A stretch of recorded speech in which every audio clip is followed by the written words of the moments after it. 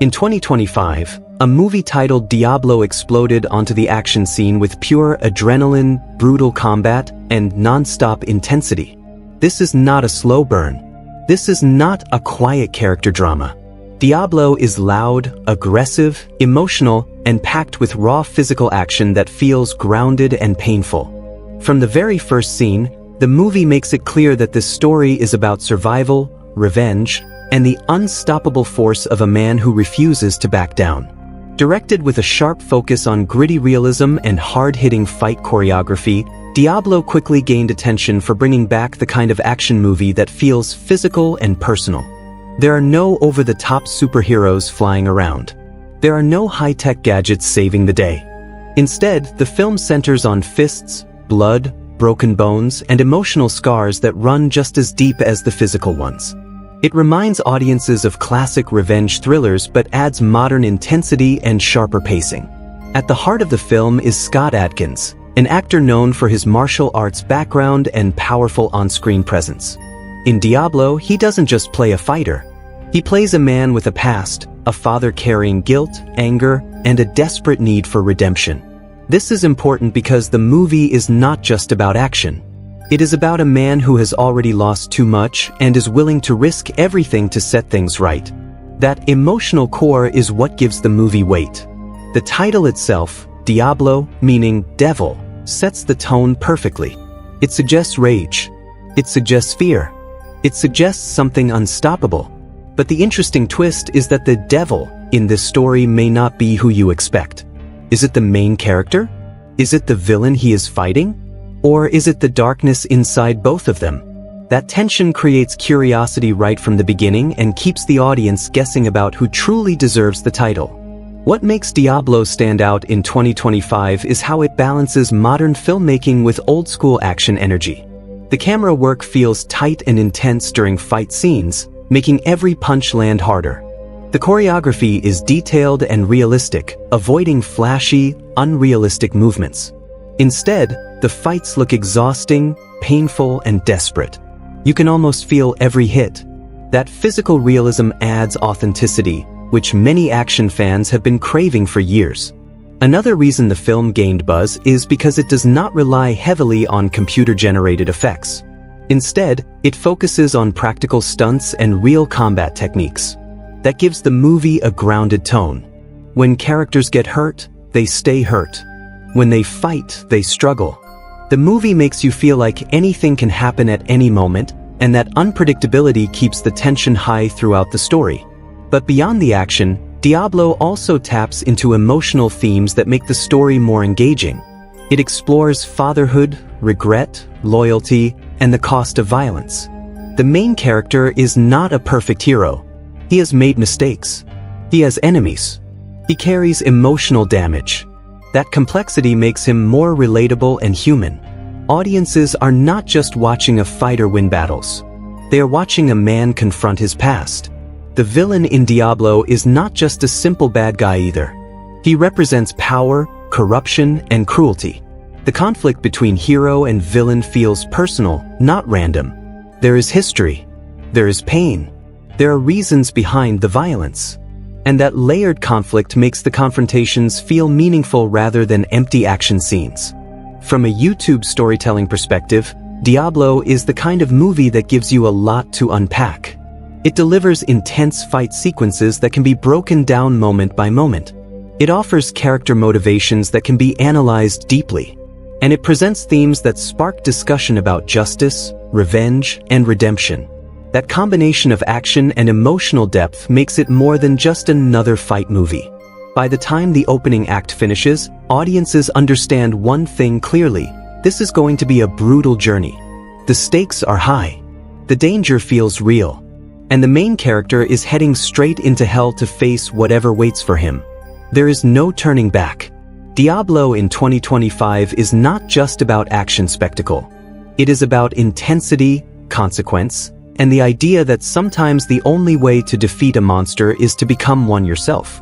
And that powerful concept is what makes the movie so gripping from start to finish.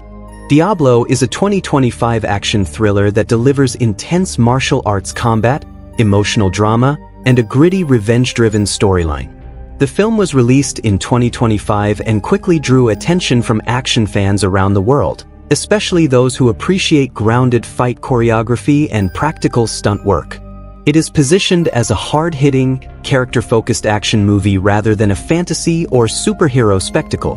That distinction is important because Diablo relies on realism, physical performance, and emotional stakes to drive its story forward. The movie stars Scott Adkins in the lead role. Adkins is widely recognized for his background in martial arts and his long career in action cinema.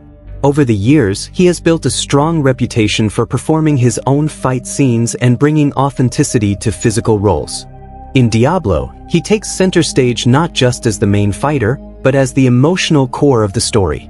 His character is written as a complex man dealing with personal demons, past mistakes, and dangerous enemies. The primary antagonist role is played by Marko Zaror, another highly respected martial artist and action performer. Zaror is known for his intense screen presence and physically demanding roles. His involvement in the film immediately raised expectations for brutal, well-choreographed fight sequences. The dynamic between Adkins and Zaror is one of the key selling points of Diablo, as both actors have the skill to deliver believable, high-level combat scenes without heavy reliance on visual effects. The film is directed by Ernesto Diaz Espinosa, a filmmaker known for working within the action genre and collaborating with martial arts performers. His directing style focuses on clear fight choreography, minimal camera shakiness, and allowing the audience to see the action unfold without excessive cuts. That approach gives Diablo a clean and impactful visual rhythm during combat scenes.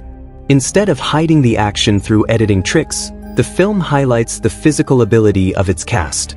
In terms of genre, Diablo firmly sits within the action thriller category, with strong elements of crime and revenge drama. The story revolves around personal conflict, organized crime elements, and a protagonist forced into violent confrontation.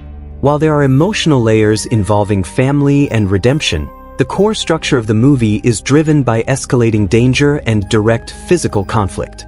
The runtime of the film keeps the pacing tight. It avoids unnecessary subplots and stays focused on the central narrative. This efficient storytelling approach helps maintain tension from beginning to end. The movie does not attempt to expand into a massive cinematic universe or set up sequels through complicated mythology. Instead, it tells a contained, intense story with a clear beginning, middle, and end. From a production standpoint, Diablo emphasizes practical effects and real stunt work. The fight scenes are choreographed with attention to detail, showcasing a mix of martial arts styles that feel realistic and impactful. The production avoids overuse of computer-generated imagery, which helps preserve the grounded tone. Locations are used strategically to create atmosphere, whether in urban environments or confined spaces that increase the sense of danger. The film is produced through international collaboration, combining talent from different parts of the action filmmaking world. This blend of creative influences gives the movie a slightly global feel while still maintaining accessibility for mainstream audiences. English is the primary language of the film, making it easily accessible to a wide audience in the United States and beyond. In terms of target audience, Diablo is clearly aimed at mature viewers who enjoy intense combat sequences and darker themes. The violence is direct and realistic, which may not be suitable for younger audiences. However, for fans of classic martial arts cinema mixed with modern thriller pacing, the movie delivers exactly what it promises. Overall, Diablo 2025 stands as a focused, performance-driven action film built around two skilled martial arts actors, a director experienced in the genre, and a storyline rooted in revenge and redemption. It does not try to reinvent action cinema, but it does commit fully to delivering powerful fights, emotional stakes, and a straightforward yet gripping narrative. That clarity of purpose defines its identity and sets the stage for everything that unfolds in the story. The story of Diablo 2025 begins with Scott Adkins playing Kris Chaney, a former special operations fighter who has been living off the grid for years. From the very first scene, it is clear that Kris is not just hiding from the world, but from his own past. He carries guilt, pain, and unfinished business that follows him like a shadow. He once worked in dangerous covert missions, but something went terribly wrong. That mistake cost lives and destroyed his reputation. Now he survives quietly, taking small underground fighting jobs just to make money while staying unnoticed. We soon learn that Kris once had a deep connection with a powerful crime family in South America. Years ago, he worked security for Vicente, a ruthless cartel leader played by Lucho Velasco. At one time, Vicente trusted Kris, but trust does not last long in the world of crime. A betrayal changed everything. Kris disappeared without warning, and Vicente never forgot what happened. The emotional heart of the story begins when we meet Elisa, a young girl who is revealed to be Vicente's daughter. Elisa has grown up surrounded by luxury, yet her life has always been controlled by fear. She knows her father is dangerous. She understands that men disappear when he gives orders. Even with wealth and protection, she feels trapped inside a violent empire she never chose. Alana de la Rosa portrays Elisa with a balance of innocence and inner strength, showing that she is far more aware than the people around her assume. Kris then discovers shocking information that changes everything. Elisa may actually be his daughter. Years earlier, he had a relationship with a woman connected to Vicente's organization, and he never knew she was pregnant. When he learns the truth, his entire world shifts. This is no longer about revenge or survival. It becomes about blood, fatherhood, and redemption. Determined to protect Elisa from the violent future waiting for her, Kris makes a bold and dangerous decision. He kidnaps her. However, this is not a reckless or cruel act. Kris does not harm her. Instead, he tells her the truth about who he is and why she is in danger. Elisa refuses to believe him at first. From her perspective, he looks like a criminal. He carries weapons, fights brutally, and forces her into a car, driving her away from everything she knows. Meanwhile, Vicente explodes with rage when he discovers his daughter is missing. He assumes it is an act of personal revenge. He believes Kris wants to hurt him directly. Vicente immediately activates his entire network, ordering every man under his command to find Elisa and bring her back alive. Kris, however, is to be killed on sight. This is when the film introduces its most terrifying force, El Corvo, played by Marko Zaror. El Corvo is Vicente's top enforcer, a silent and disciplined killer. Unlike other cartel members who rely on guns and numbers, El Corvo depends on skill and precision. He is a trained fighter with military discipline and no visible emotional weakness. Vicente gives him one clear order: bring my daughter back and make Kris suffer. As Kris and Elisa escape the city, tension builds between them. Elisa demands answers and proof. She struggles to understand why her entire world is collapsing in a single day. Kris explains the truth about her mother and reveals the secrets Vicente kept hidden. He warns her that Vicente plans to use her marriage as a political alliance within the cartel world. She is not simply a daughter in his eyes. She is leverage. Slowly, Elisa begins to question everything she once believed. Flashbacks reveal Vicente's controlling and cold behavior. The pieces start connecting. For the first time, she considers that Kris may be telling the truth. But the cartel is closing in. Kris is forced into a brutal warehouse showdown where he fights off the first wave of attackers. The choreography is raw and painful, with every punch landing heavily. Elisa watches in shock as Kris defeats multiple armed men using pure skill and determination. In that moment, she realizes this is not a man kidnapping her for money. This is a man risking his life to protect her. By this stage of the story, the stakes are clear. Kris is not just running from a crime lord. He is running from an entire army led by the deadliest enforcer in the region. Elisa is torn between two fathers, one who raised her in power and fear, and one who appeared suddenly, claiming to save her. And El Corvo has officially joined the hunt. The intensity rises to another level after the brutal warehouse fight. News spreads quickly through Vicente's criminal network that Kris Chaney is not just running, he is fighting back. The cartel realizes this will not be a simple mission to retrieve Elisa.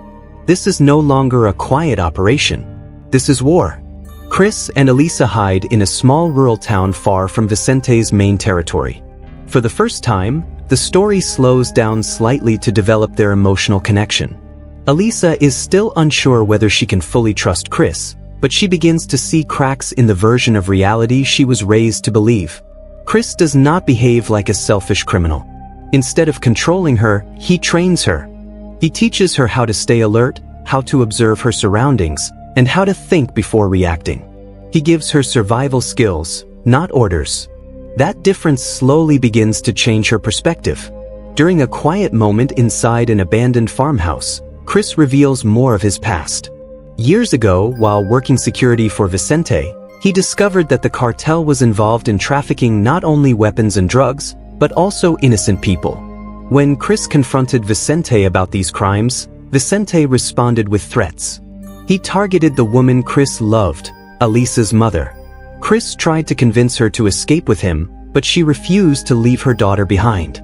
Not long after, she was killed under suspicious circumstances. Vicente claimed it was an accident, but Kris believes it was punishment. This revelation deeply shakes Alisa. The powerful image she had of her father begins to break apart. Memories from childhood resurface, arguments between her parents, her mother's fear, and the sudden disappearances of household staff. The truth starts to feel undeniable, but there is little time to process emotions. El Corvo is tracking them with cold precision. Unlike the other cartel soldiers who rely on force, El Corvo studies Kris carefully. He analyzes patterns and predicts movement. He understands that Kris thinks tactically. Instead of launching loud attacks, El Corvo sets traps and quietly blocks escape routes. The next confrontation takes place at a roadside motel. Cartel soldiers surround the building at night. Kris senses something is wrong before the attack even begins. What follows is one of the most intense sequences in the film. The fight moves through narrow hallways filled with broken glass and shattered doors. Close combat dominates the scene. Kris moves quickly but carefully, always positioning himself between Alisa and danger. He disables attackers efficiently without wasting motion. Then El Corvo steps into the fight. The first direct face-to-face moment between Kris and El Corvo is filled with tension. There are no long speeches and no dramatic pauses. Just silence and steady eye contact. Both men immediately recognize each other as serious threats. They begin to fight. The choreography is brutal and technical. El Corvo's style is disciplined and controlled, built on precise strikes and calculated counters. Kris fights with raw emotion and experience. The battle feels evenly matched. Neither man gains full control. The fight is interrupted when reinforcements arrive, forcing Kris to escape with Alisa through a back exit. However, the message is clear. El Corvo is not just another soldier. He may be stronger. After this narrow escape, Alisa makes a decisive choice. She fully commits to trusting Kris. She stops trying to contact Vicente. She is no longer simply being protected. She is choosing her side. Meanwhile, Vicente grows increasingly impatient. His frustration turns into violence against his own men. He begins executing subordinates for failure. His leadership becomes unstable.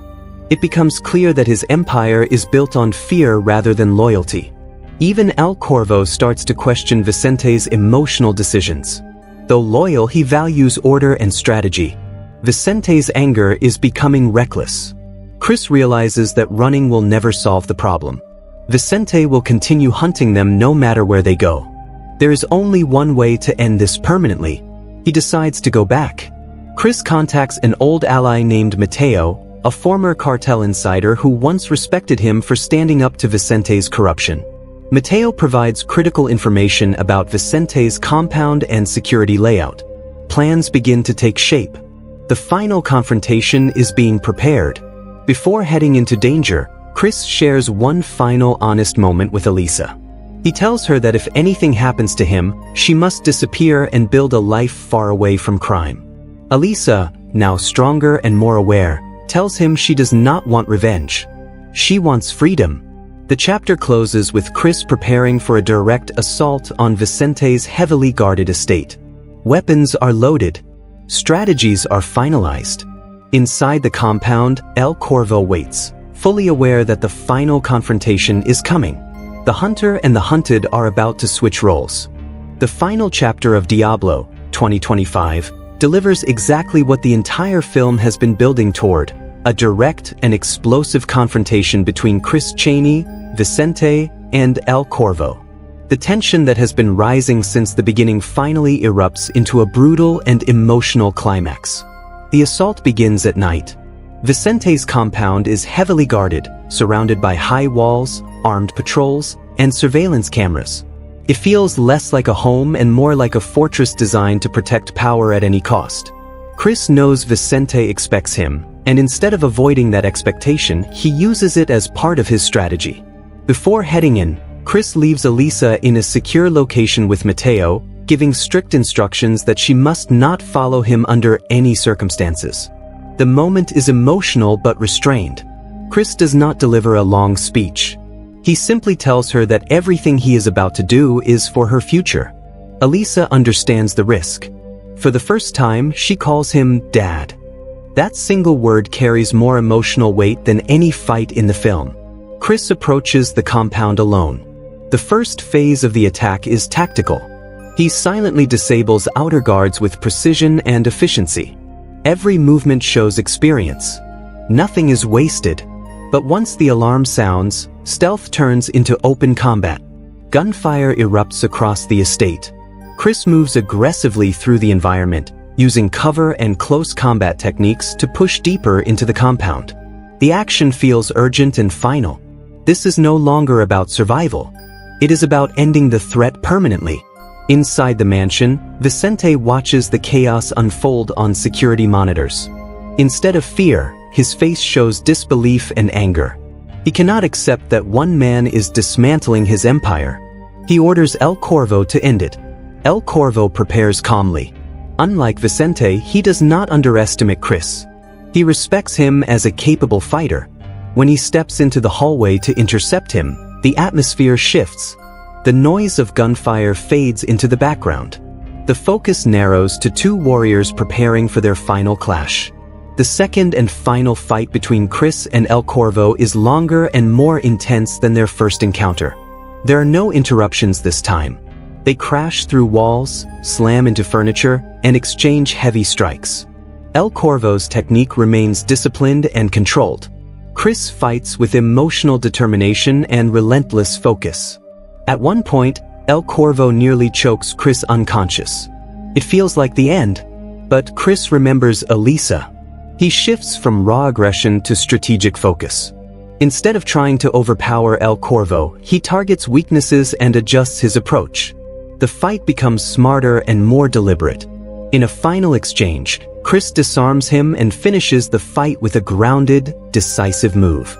El Corvo lies injured but alive. Kris chooses not to kill him. That decision is significant. Earlier in the story, Kris was fueled by anger. Now he is focused on breaking the cycle of violence. El Corvo, breathing heavily, gives a subtle nod of respect. Their rivalry ends not with hatred, but with recognition. Kris then moves forward to confront Vicente. Their meeting begins not with fists, but with words. Vicente accuses Kris of betrayal. Kris accuses Vicente of building an empire through cruelty and fear. Vicente argues that strength justifies his actions. Kris rejects that belief. When Vicente pulls a hidden weapon, the confrontation turns physical. Unlike El Corvo, Vicente lacks discipline training. His movements are fueled by desperation and rage. The fight is messy and chaotic. It feels personal rather than professional. In the end, Kris overpowers him. Instead of executing him immediately, he forces Vicente to confess his crimes on camera, exposing trafficking operations and corruption. This transforms the moment from revenge into justice. Sirens begin to echo in the distance as Mateo alerts the authorities. Realizing his empire is collapsing, Vicente makes one final attempt to attack Kris. In the struggle, he falls from a high balcony inside the compound, sealing his fate. His physical fall mirrors the collapse of his power. By the time law enforcement arrives, the cartel's leadership is finished. The threat that dominated the entire story is over. In the final scenes, Kris reunites with Elisa. The immediate danger has passed, but the emotional weight remains. Kris expects to face consequences for his actions. Instead, because he exposed Vicente's crimes and provided evidence, he receives conditional legal protection under investigation agreements. The film closes quietly rather than triumphantly. Kris and Elisa leave the country together, starting a new life under new identities. The final shot shows them walking along a coastline at sunrise. There are no weapons and no guards, only open space and silence. The title Diablo takes on deeper meaning. The devil was never just a single man. It was the system of fear, corruption, and violence that controlled everyone. Kris stepped into that darkness to end it, and this concludes the full story summary. Diablo 2025 follows a classic three-act structure, but what makes it effective is how tightly the narrative is constructed. The film does not waste time on unnecessary subplots or distractions. Every scene pushes the story forward, either through action, character development, or escalating tension. The pacing is deliberate, steadily increasing pressure until it explodes in the final act. The first act establishes the emotional and narrative foundation. We are introduced to Kris Chaney, played by Scott Adkins, as a man living in isolation. The early scenes are important because they show his physical skill and emotional detachment. He survives through underground fights and stays disconnected from any long-term relationships. This setup tells the audience two key things. He is highly capable, and he is running from something.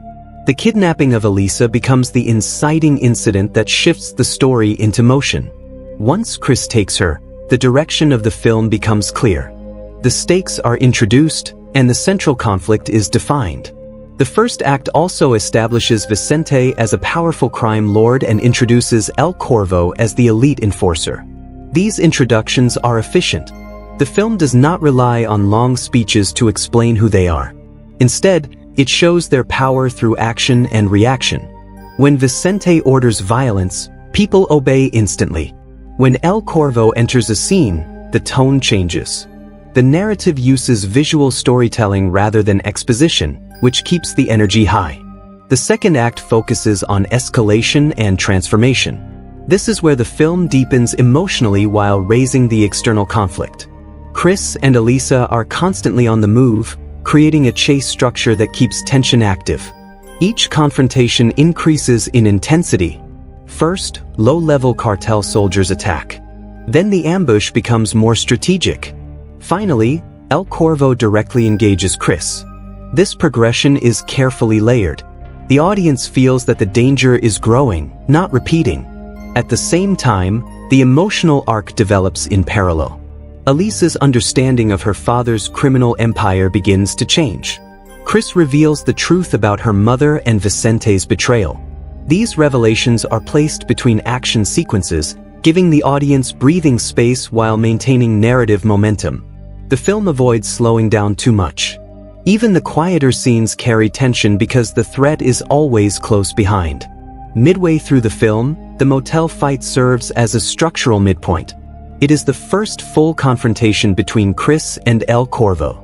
This fight resets the stakes. The audience realizes that Kris is not invincible. El Corvo is equally skilled, possibly more disciplined. This balance prevents the narrative from becoming predictable. The midpoint shifts the story from escape to confrontation. After surviving that battle, Kris understands that running is not enough. The structure transitions from defense to offense. The third act begins when Kris decides to attack Vicente's compound. This is the turning point that drives the story toward resolution. The narrative focus becomes singular. There are no side missions or diversions. The film narrows its scope to one goal, end the threat permanently. The pacing accelerates. Action sequences become more intense and less interrupted. The structure mirrors Kris's mindset. He is no longer conflicted. He is determined. The final act uses layered conflict. First, the outer guards create a tactical battle. Then the emotional showdown with El Corvo delivers a personal climax. Finally, the confrontation with Vicente resolves the ideological conflict. This layered approach prevents the ending from feeling rushed. Each antagonist serves a narrative purpose. El Corvo represents physical challenge. Vicente represents moral corruption. Defeating both resolves the external and internal struggles.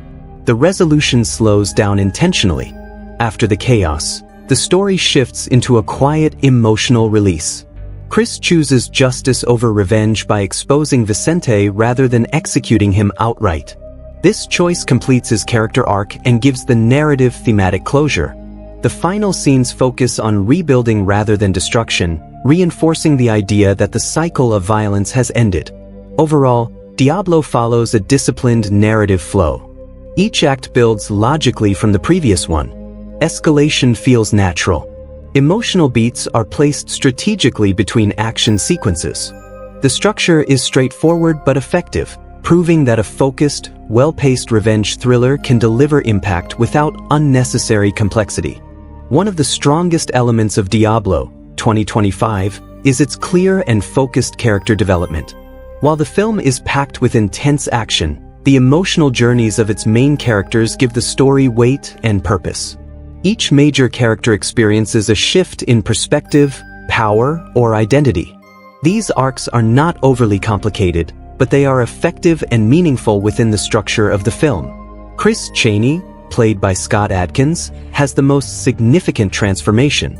At the beginning of the movie, Kris is emotionally closed off. He lives in isolation, avoids attachments, and survives through violence. His fighting ability is established early, but emotionally he appears disconnected. He is not searching for redemption at first. He is simply surviving. The revelation that Elisa may be his daughter forces him to confront his past. This moment triggers his internal conflict. He must decide whether to remain hidden or step back into danger to protect her. As the story progresses, Kris shifts from a man running away from responsibility to a father actively choosing responsibility. This shift is gradual.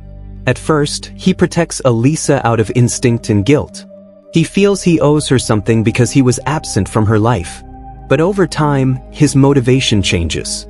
He begins to genuinely care about her safety, her future, and her freedom. The emotional connection builds through quiet conversations and shared danger. By the final act, Kris is no longer fighting for revenge. He is fighting for her future. His arc moves from isolation to connection, from guilt to redemption. Elisa, played by Alana de la Rosa, also undergoes meaningful development.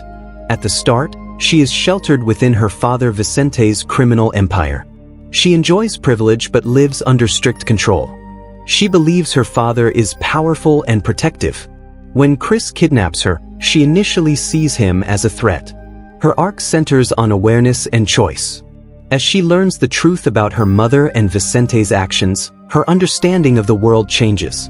She begins as someone protected by power but unaware of its cost. She evolves into someone who sees the corruption clearly and chooses to walk away from it. Her transformation becomes strongest when she stops trying to contact Vicente and fully supports Kris's decision to confront him. This moment shows independence. She is no longer a passive character being moved by others. She actively chooses freedom over comfort. By the end of the film, Elisa represents hope. She breaks the cycle of violence by rejecting the legacy of her father's empire. Vicente, played by Lucho Velasco, represents the opposite kind of arc. Instead of growth, he experiences unraveling. At the beginning, he appears calm and in control. His empire runs efficiently, and his authority is unquestioned. However, once Elisa is taken, his emotional weakness is exposed. His love for power overrides logic. He reacts with anger rather than strategy. As the story continues, his leadership becomes more unstable. He executes subordinates and makes reckless decisions. His arc is a downward spiral. The more control he tries to maintain, the more control he loses. By the final confrontation, he is no longer the calculated leader introduced in the first act. He is desperate and cornered. El Corvo, portrayed by Marko Zaror, has a subtler arc. He begins as Vicente's most loyal and disciplined enforcer. His identity is built around precision, strength, and obedience. However, as Vicente becomes more reckless, El Corvo's silent observations suggest internal conflict. He does not openly rebel, but he recognizes that Vicente's decisions are emotionally driven. His respect for Kris grows after their first fight. By the final confrontation, the battle between Kris and El Corvo feels less like hatred and more like professional rivalry. When Kris spares his life, El Corvo's expression shows recognition. His arc is about respect and realization. He sees that loyalty to corruption has limits. The relationship dynamics between characters also evolve. Kris and Elisa move from distrust to connection. Vicente and Elisa shift from authority to betrayal. Kris and El Corvo transition from enemies to warriors who understand each other. These relational arcs strengthen the emotional impact of the action scenes. Overall, the character development in Diablo supports the central themes of redemption, choice, and the consequences of power. Kris grows by accepting responsibility. Elisa grows by choosing freedom. Vicente collapses under his own corruption. El Corvo gains awareness through confrontation. Each arc is clearly defined and contributes directly to the resolution of the story. The performances in Diablo 2025 are central to why the film works beyond its action sequences.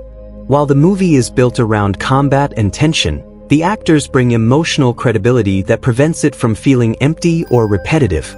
Each major performer understands the tone of the film and delivers within that gritty, grounded style. Scott Adkins as Kris Chaney carries the film almost entirely on his shoulders. Physically, his performance is powerful and convincing.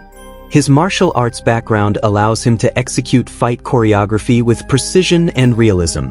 The camera often holds on him during complex exchanges, which means there is no hiding behind fast editing. His movements are sharp, controlled, and believable. Every strike feels intentional.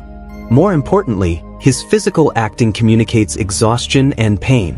When Kris is injured, Adkins makes it feel real. He limps. He breathes heavily. He slows down. That detail adds authenticity. Beyond the action, Adkins delivers one of his more emotionally restrained performances. Kris is not written as a talkative or expressive character. Much of his emotion is internal. Adkins uses facial expressions and subtle body language to show guilt, regret, and determination. In quieter scenes with Elisa, his voice softens slightly, showing vulnerability without becoming sentimental. The shift from isolated fighter to protective father feels gradual and natural. He does not overact the emotional moments.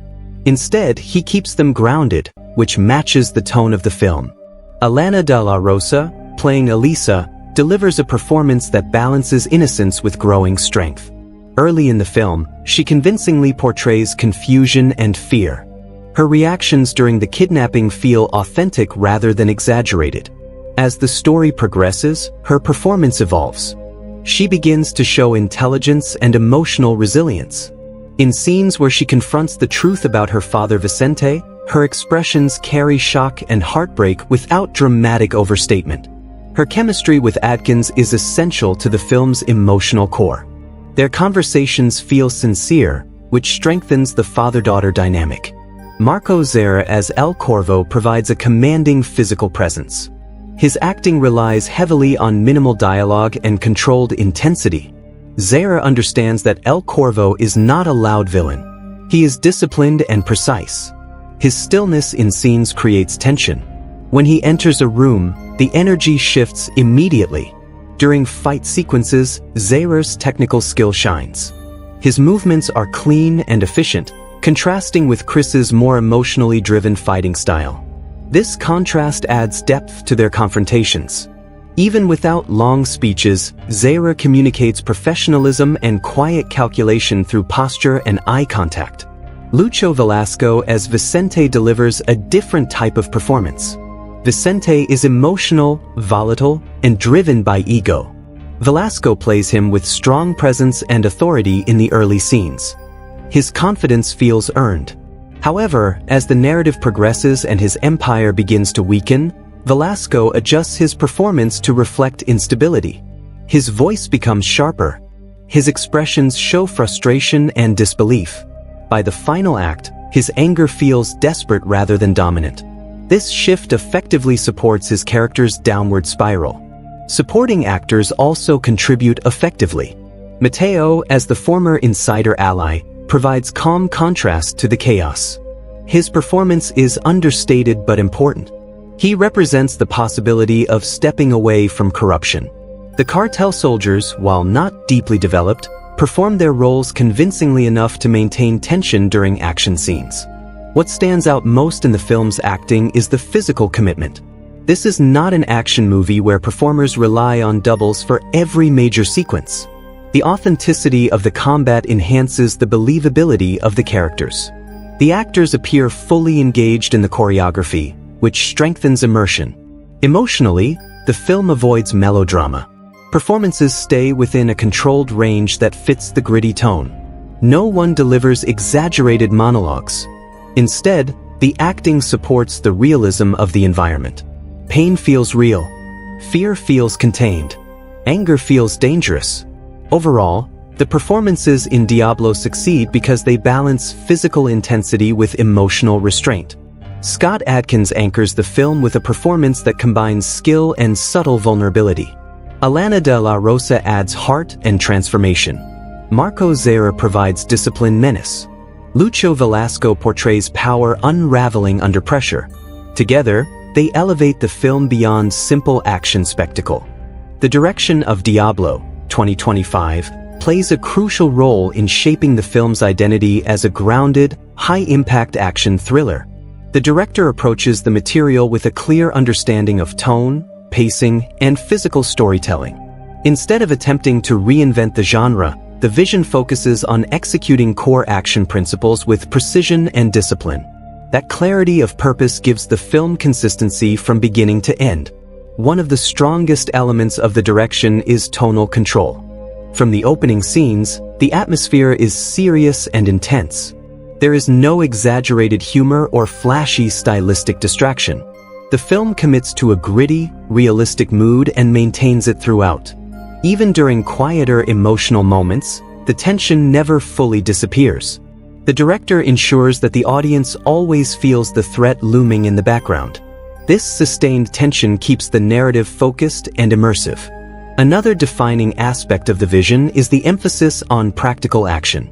The director clearly prioritizes physical performance over heavy digital enhancement. Fight scenes are staged in ways that allow the audience to see the choreography clearly.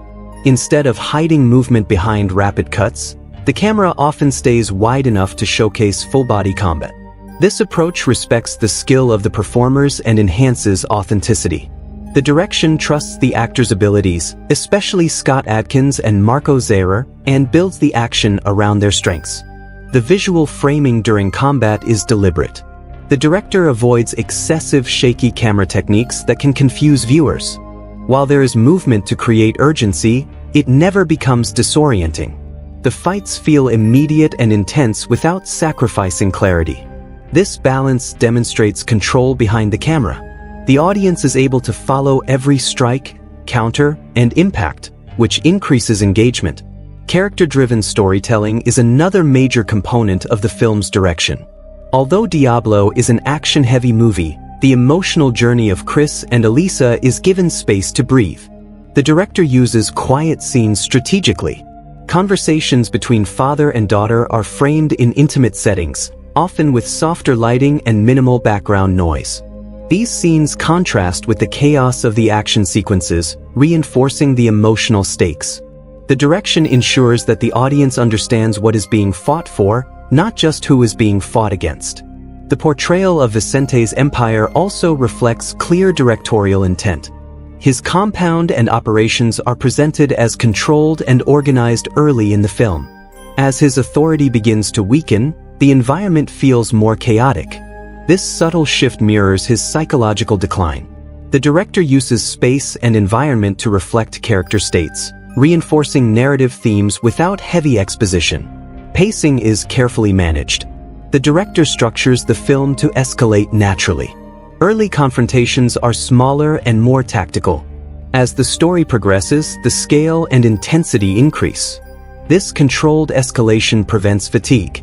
Each major action sequence feels earned rather than repetitive. The midpoint fight between Kris and El Corvo is positioned strategically to reset expectations. The final assault is staged as a culmination of all previous tension. The director's vision also emphasizes moral contrast. Kris is portrayed as violent but purposeful. Vicente is violent and self-serving. El Corvo represents discipline without morality.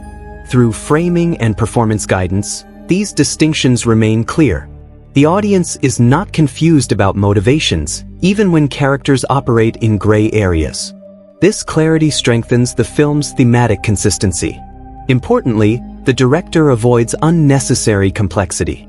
The story remains focused on its central conflict. There are no distracting subplots that pull attention away from the main narrative. This streamlined approach makes the film feel efficient and intentional. Every scene serves a purpose within the overall arc. Overall, the direction of Diablo demonstrates confidence in traditional action storytelling. The vision prioritizes realism, character motivation, and controlled escalation. By focusing on physical authenticity and emotional grounding, the director delivers a film that feels cohesive and purposeful. The result is an action thriller that respects its genre roots while maintaining modern pacing and intensity. The cinematography of Diablo, 2025, plays a major role in reinforcing the film's gritty tone and grounded realism. From the opening frames, the visual language establishes a world that feels raw, tense, and dangerous.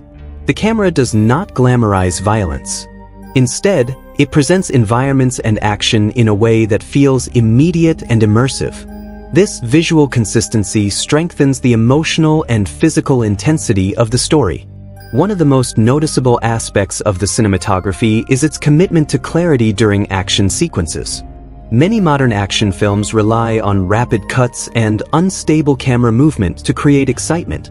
Diablo takes a different approach. The camera often holds wider shots during fight choreography, allowing the audience to see the full motion of each strike and counter. This choice highlights the physical skill of the performers, particularly Scott Adkins and Marko Zaror. The audience can clearly track movement, positioning, and impact, which increases engagement and realism. The lighting design supports the tone effectively. Urban scenes are often lit with cool, muted tones, emphasizing isolation and tension. Shadows are used strategically, especially in interior locations such as warehouses, motels, and Vicente's compound. These darker environments enhance suspense and make confrontations feel more personal. Night sequences rely on practical light sources like street lamps, vehicle headlights, and interior fixtures. This grounded lighting approach avoids artificial overexposure and keeps the visual style believable. Color grading throughout the film leans toward desaturated palettes. Earth tones, grays, and muted blues dominate the screen. This choice reinforces the seriousness of the narrative. Bright, vibrant colors are largely absent, which visually separates moments of violence from any sense of glamour. When warmer tones appear, such as during brief emotional exchanges between Kris and Elisa, the contrast becomes noticeable. These subtle shifts in color temperature help emphasize emotional beats without becoming distracting. Camera movement is purposeful rather than chaotic. During high-intensity scenes, the camera moves with the characters, often using handheld techniques to create urgency. However, the movement remains controlled. It enhances tension without sacrificing visibility. In quieter scenes, the camera becomes steadier, sometimes using slower pushes or static framing to allow performances to take focus. This variation in movement creates a rhythm that mirrors the narrative flow. Framing choices also contribute to character development. Kris is frequently framed alone in the early parts of the film, often positioned against wide, empty backgrounds. This visual isolation reflects his emotional state. As his connection with Elisa grows, the framing changes. They appear in tighter compositions together, visually reinforcing their developing bond. Vicente, in contrast, is often framed in dominant positions within large spaces, surrounded by symbols of power. As his control weakens, the framing becomes less centered and more unstable, subtly reflecting his loss of authority. The use of environment in the cinematography enhances realism. Locations feel lived in rather than staged. The rural hideouts, roadside motel, and cartel compound each have distinct visual identities. The production avoids overly polished settings. Instead, textures like cracked walls, worn furniture, and harsh concrete surfaces add authenticity. These details ground the action in a believable world. Depth of field is used effectively during confrontations. In fight scenes, the focus often remains sharp on both combatants, keeping the audience fully engaged in the physical exchange. During emotional conversations, shallower focus isolates characters from their surroundings, emphasizing vulnerability and internal conflict. These technical choices support storytelling without drawing attention to themselves. The final assault sequence showcases some of the strongest visual work in the film. The contrast between the dark exterior approach and the brighter interior lighting of the compound creates visual progression. As Kris moves deeper into the estate, lighting becomes harsher and more exposed, symbolizing the confrontation of hidden truths. The final sunrise scene at the coastline introduces softer natural light, offering visual relief after prolonged darkness. Overall, the cinematography of Diablo supports its narrative with disciplined visual storytelling. It prioritizes clarity, realism, and tonal consistency. Through controlled camera movement, restrained color grading, and purposeful framing, the film creates an immersive atmosphere that enhances both action and emotion without unnecessary stylistic excess. The editing in Diablo 2025 plays a critical role in maintaining tension, clarity, and emotional rhythm throughout the film. In an action-heavy movie like this, editing can either enhance the impact or completely weaken it. Fortunately, Diablo uses disciplined, purposeful editing that supports both the choreography and the narrative flow without overwhelming the audience. One of the most important strengths of the film's editing is clarity during fight sequences. Modern action films often rely on extremely fast cuts to create intensity, sometimes at the expense of coherence. In Diablo, the editing avoids that mistake. Cuts are sharp but not chaotic. The viewer is given enough time to register each movement, strike, and reaction. This approach respects the physical performance of the actors, especially Scott Adkins and Marko Zaror. Because the fights are well choreographed, the editor allows shots to breathe rather than slicing them into fragments. The pacing of the first act is measured and efficient. The introduction of Kris, Elisa, Vicente, and El Corvo is handled quickly without feeling rushed. Scenes transition smoothly from isolation to inciting incident. Once the kidnapping occurs, the editing accelerates slightly, signaling a shift in momentum. The transition from character setup to active pursuit feels natural because the editor maintains narrative continuity. There are no abrupt tonal jumps that disrupt immersion. During the second act, the pacing becomes more dynamic.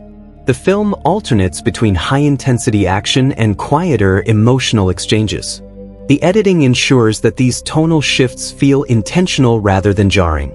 For example, after major combat sequences, the film slows down just enough to allow character conversations to resonate. These pauses are strategically placed. They prevent exhaustion while deepening emotional stakes. The editor understands that non-stop action without rhythm can reduce impact. By inserting breathing space between confrontations, the tension actually increases. The motel fight sequence serves as a structural midpoint, and the editing here is particularly strong. The build-up is gradual. Quick reaction shots establish danger before the full assault begins. Once combat starts, cuts become more frequent but remain readable. The editor balances wide shots that showcase choreography with tighter shots that highlight impact and facial expressions. This blend creates both scale and intimacy. When El Corvo enters the fight, the editing slightly slows to emphasize his presence. That subtle change reinforces his threat level. As the film moves into the third act, the pacing tightens significantly. The final assault on Vicente's compound is edited with escalating intensity. Early infiltration scenes use longer takes to build suspense. Once the alarm is triggered, cuts become sharper and more urgent. The editing mirrors Kris's mindset. There is focus, then chaos, then controlled aggression. This progression enhances immersion. The final confrontation between Kris and El Corvo is edited differently from earlier fights. The editor allows extended exchanges to unfold with minimal interruption. This decision heightens realism and emphasizes skill.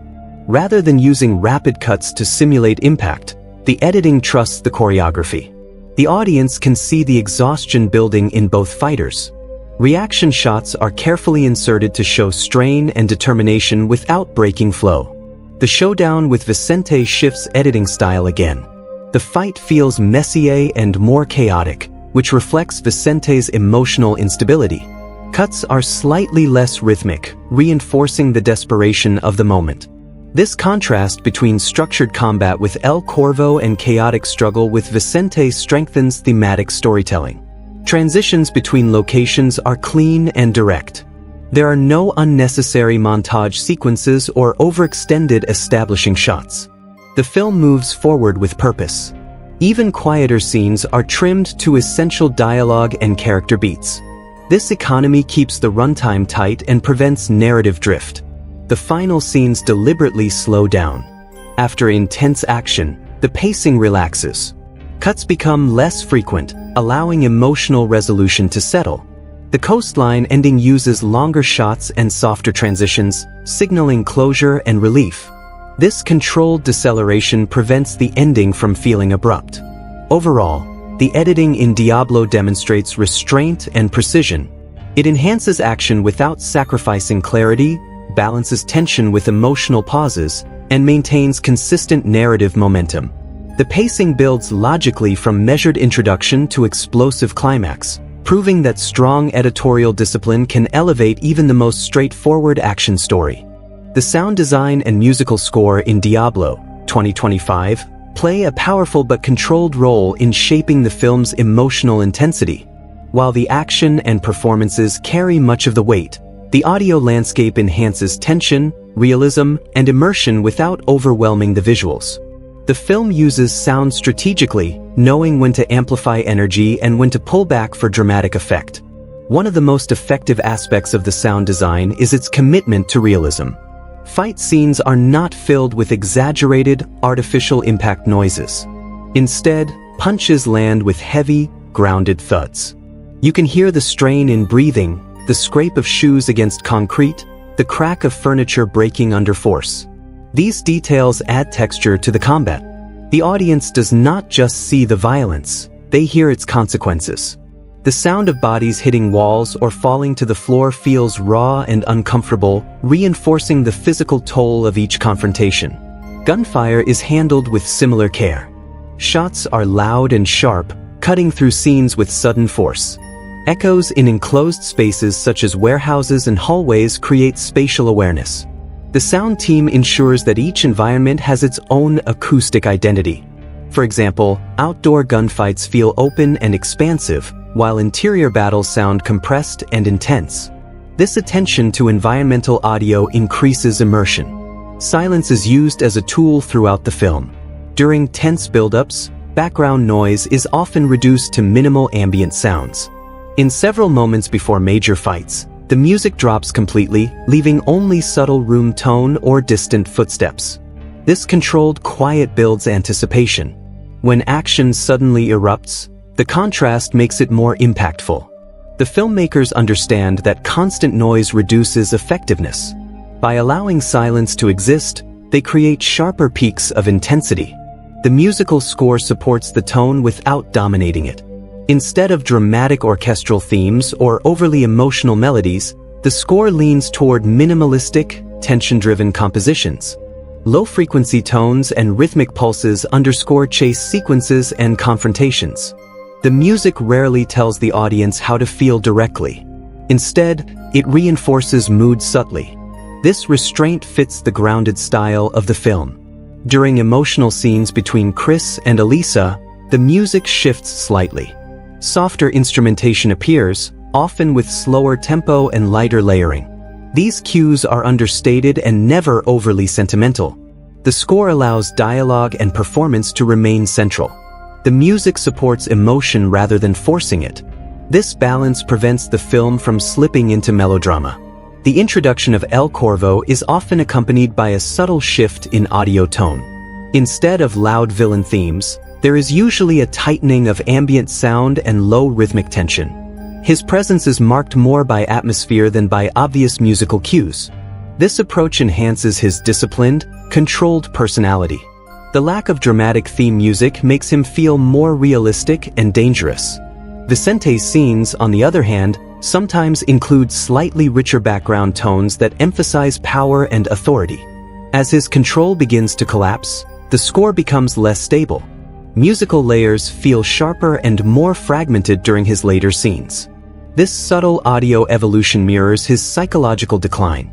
Another strong element is the integration of practical environmental sounds. Doors creak naturally. Vehicles sound distinct depending on distance. Footsteps change depending on surface. These details might seem minor, but they build authenticity. The sound design team clearly prioritized texture and depth rather than flashy effects. In the final assault sequence, the score increases in tempo and intensity but remains controlled. It does not overpower the fight choreography. Instead, it builds rhythm alongside the action. During the final confrontation between Kris and El Corvo, music fades at key moments, allowing the raw sounds of breathing and impact to dominate. This choice makes the fight feel personal and immediate.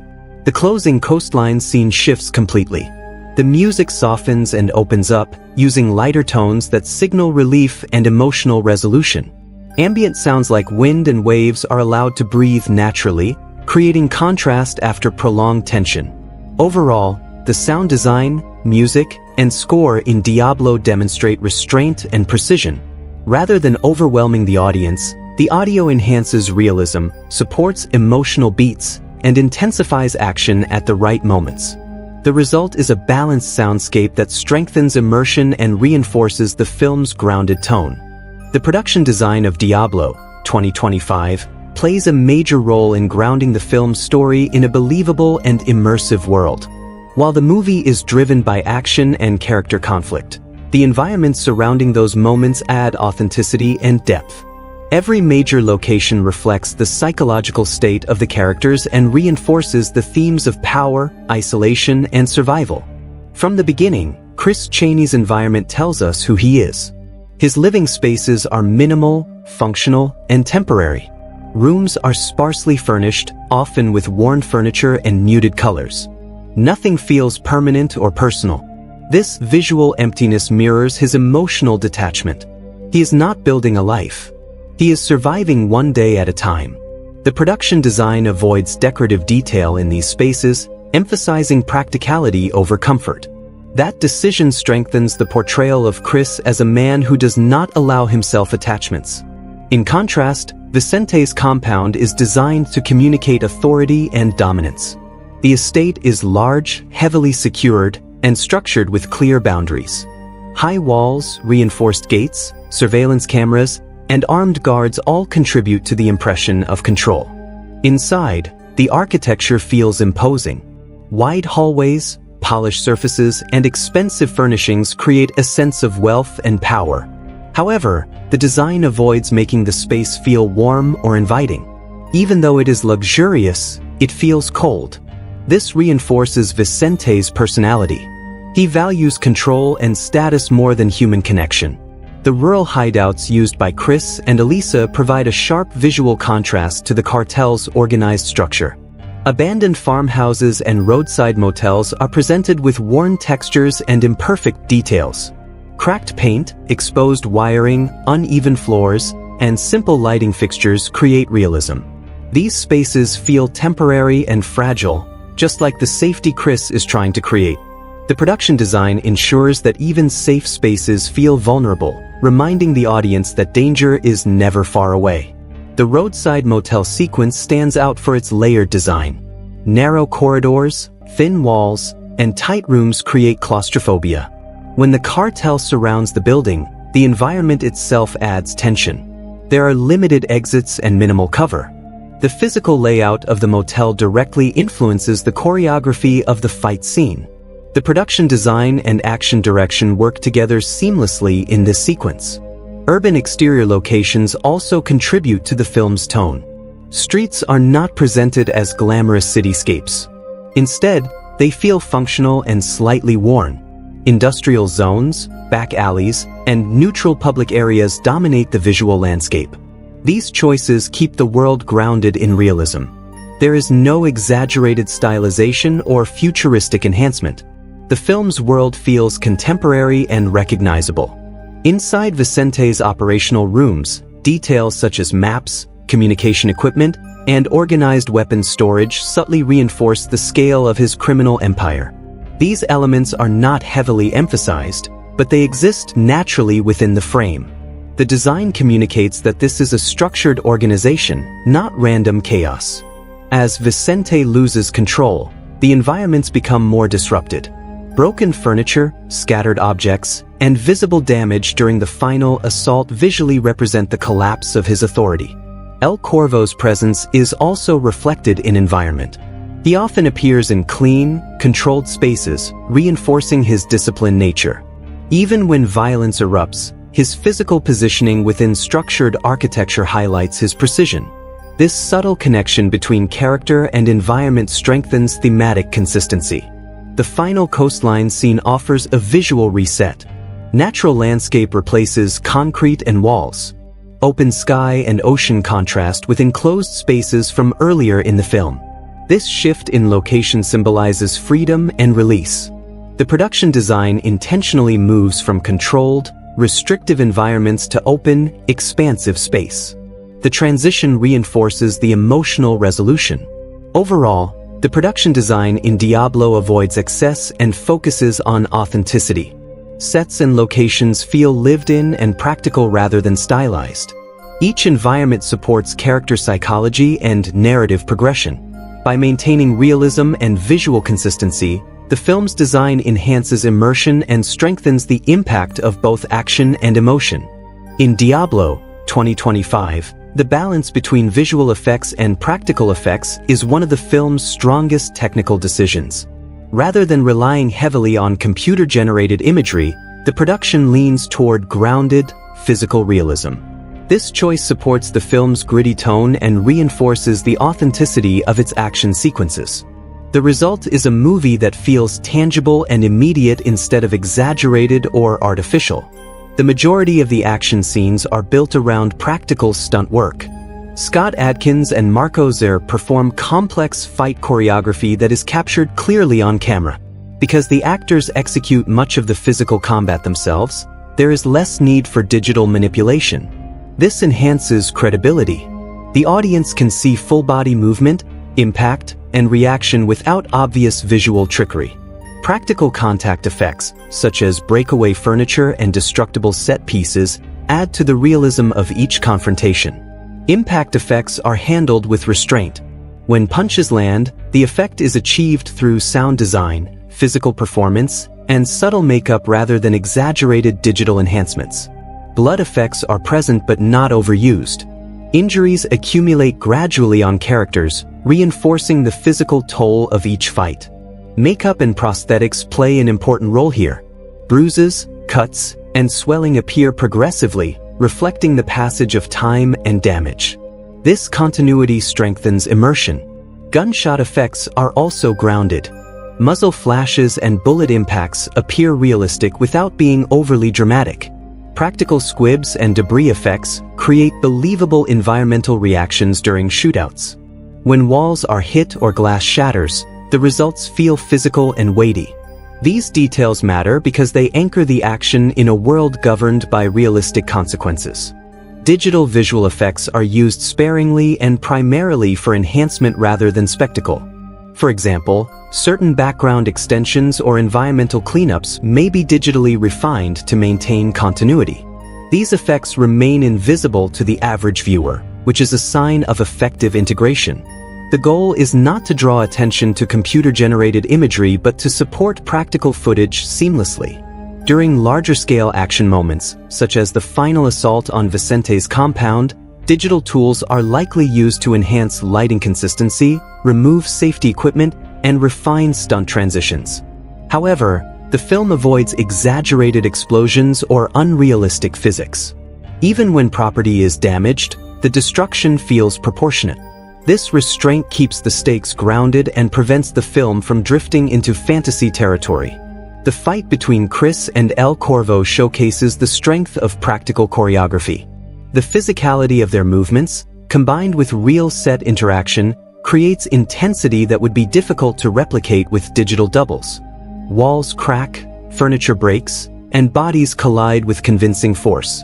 The absence of noticeable CGI during these moments allows the audience to focus fully on performance and technique. Vehicle sequences are handled with similar care. Rather than relying on fully digital car chases, the film emphasizes controlled practical driving and staged collisions. When vehicles crash or skid, the movement appears consistent with real-world physics. Environmental debris, tire marks, and structural damage add authenticity to these sequences.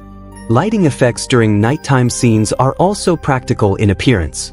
Instead of artificial glow or unrealistic color enhancement, the film uses naturalistic light sources such as headlights, street lamps, and interior fixtures. If digital adjustments are applied, they are subtle and maintain the grounded aesthetic. The decision to prioritize practical effects over heavy CGI aligns with the film's thematic focus on physical consequence. Violence has weight. Damage lingers. Characters do not recover instantly. Practical effects reinforce this realism by making every impact visible and lasting. Overall, Diablo demonstrates disciplined use of visual and practical effects. The film understands that restraint can enhance intensity. By relying on stunt work, makeup, real set destruction, and subtle digital support, the production maintains credibility throughout. The action feels human rather than superhuman, and that grounded approach strengthens the film's immersive experience. The screenplay of Diablo, 2025, is structured with efficiency and restraint, focusing on clear motivations, tight exchanges, and purposeful dialogue. In a film driven heavily by action, the writing avoids excessive exposition and instead prioritizes direct communication. The dialogue reflects the personalities of the characters and supports the grounded tone established throughout the movie. One of the most noticeable features of the screenplay is its economy. Characters do not speak more than necessary. Conversations are short, sharp, and often loaded with subtext. Kris Chaney, played by Scott Adkins, is not a character who delivers long speeches. His lines are minimal and deliberate.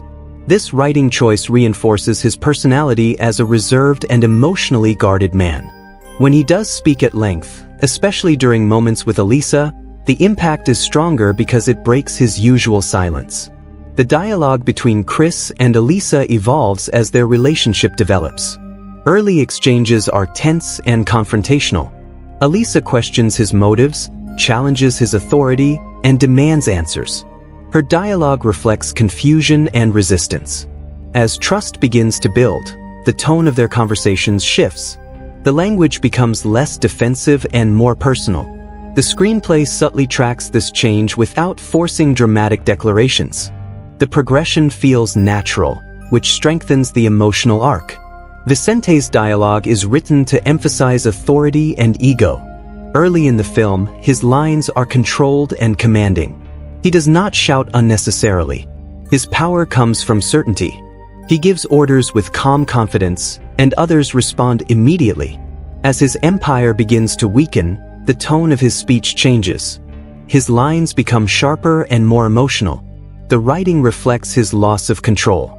Instead of calculated authority, frustration begins to dominate his words. This shift in dialogue mirrors his psychological decline. El Corvo, portrayed by Marko Zaror, has limited dialogue, and that choice is intentional. His character is defined more by action than words. When he does speak, his lines are direct and precise. There is no wasted language. This reinforces his disciplined personality. Silence often surrounds him, which increases his presence. The screenplay understands that minimal dialogue can sometimes create more tension than long monologues. Exposition in the film is handled through conversation rather than narration. When Kris explains the truth about Elisa's mother and Vicente's betrayal, the dialogue is straightforward. The writing avoids overly dramatic language. Instead of emotional exaggeration, the script focuses on factual clarity. This grounded approach prevents the story from becoming melodramatic. The audience receives necessary information without feeling overwhelmed by sentiment. The screenplay also uses conflict-driven dialogue effectively. Confrontations between characters are sharp and purposeful. When Kris and Vicente finally face each other, their exchange centers on ideology rather than insults. Vicente defends power and control. Kris argues for responsibility and freedom. The dialogue highlights thematic differences clearly without becoming preachy. Each character speaks according to his established beliefs. Another strength of the writing is its pacing. Dialogue scenes are trimmed to essential beats. There are no extended conversations that slow momentum unnecessarily. Even emotional exchanges are concise. This discipline keeps the narrative moving forward while maintaining clarity. The script avoids excessive humor, maintaining a serious tone throughout. This consistency aligns with the film's overall atmosphere. When lighter moments appear, they are subtle and brief. The writing does not attempt to undercut tension with jokes, which preserves the weight of the story. Structurally, the screenplay follows a clear progression. The inciting incident, rising conflict, midpoint confrontation, and final resolution are supported by dialogue that reinforces stakes. Each major conversation pushes the story forward or deepens character understanding. There is little filler. Overall, the dialogue and screenplay in Diablo succeed because of restraint and clarity. The writing supports character development without overpowering the action. Conversations feel grounded and purposeful. By avoiding unnecessary exposition and exaggerated speeches, the script maintains tonal consistency and strengthens the film's emotional impact. Diablo, 2025, firmly establishes itself within the action thriller genre, but what makes it effective is how confidently it commits to that identity. The film does not attempt to blend too many genres or experiment with dramatic tonal swings. Instead, it understands the expectations of a grounded revenge thriller and delivers on them with discipline and consistency. At the same time, it introduces subtle tonal shifts that deepen the story without disrupting its core intensity. At its foundation, Diablo is a revenge-driven action film. The structure revolves around pursuit, confrontation, and final reckoning. From the kidnapping of Elisa to the escalating conflict with Vicente's cartel, the genre framework remains clear. The audience knows they are watching a high-stakes survival story.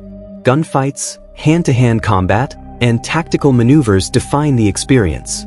The film embraces these genre conventions rather than trying to subvert them unnecessarily. However, what elevates the execution is its emotional grounding. While many action thrillers rely purely on spectacle, Diablo integrates a strong father-daughter dynamic into the core narrative. This introduces a secondary layer of drama that slightly shifts the tone at key moments. The film transitions between physical intensity and emotional vulnerability without feeling inconsistent. These shifts are controlled and purposeful. For example, during major fight sequences, the tone is raw and aggressive. The pacing tightens, sound design intensifies, and dialogue becomes minimal. These scenes fully embrace the action genre's energy. But immediately after these confrontations, the film often slows down for quieter exchanges between Kris and Elisa. The tone softens slightly, focusing on trust and truth. These moments do not undermine the action. Instead, they reinforce why the violence matters. The audience understands that the fights are not random.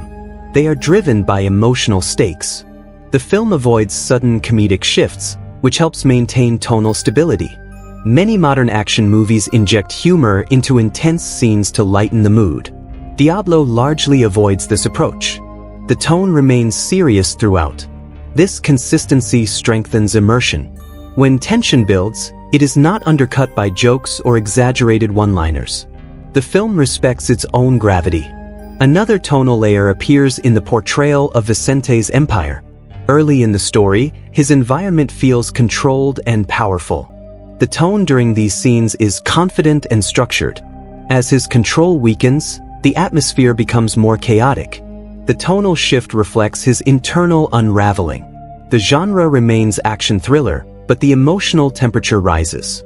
Anger replaces authority. This evolution keeps the narrative dynamic. The midpoint fight between Kris and El Corvo represents a subtle genre intensification. While the story has already delivered action, this confrontation raises the level of technical combat. The tone becomes more focused and competitive. It feels less like survival and more like a duel between equals. This shift adds depth to the genre execution by introducing a warrior versus warrior dynamic within the larger revenge narrative. In the final act, the tone transitions again from pursuit to confrontation. The pacing accelerates, and the atmosphere becomes urgent. However, the film does not abandon its grounded realism. Even at its most intense moments, it avoids exaggerated heroics. The action remains physical and believable, preserving genre integrity. The ending introduces the most noticeable tonal shift. After prolonged violence and tension, the final coastline scene is calm and reflective. The genre does not transform into drama, but the energy softens significantly. This tonal release feels earned because it follows a sustained buildup. The shift provides emotional closure without contradicting the film's identity. Overall, Diablo executes its action thriller genre with discipline and clarity. Tone shifts are gradual and purposeful, never abrupt or distracting. Emotional beats are woven into the framework of violence rather than competing with it. By maintaining consistency while allowing controlled variation, the film delivers a cohesive and engaging genre experience. At its core, Diablo 2025 is more than a revenge-driven action thriller. Beneath the fight sequences and escalating confrontations, the film explores several strong themes that give the story emotional weight. These themes are not presented through long speeches or heavy symbolism.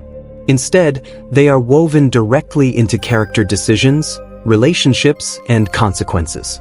The most dominant theme in the film is redemption. Kris Chaney begins the story as a man carrying guilt and regret. He has lived in isolation, disconnected from responsibility and haunted by his past involvement with Vicente's criminal empire.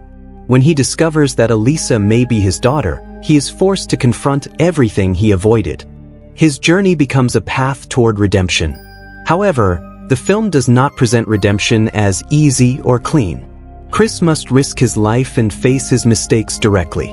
Redemption in Diablo requires sacrifice and action, not just regret. Another central theme is fatherhood and responsibility.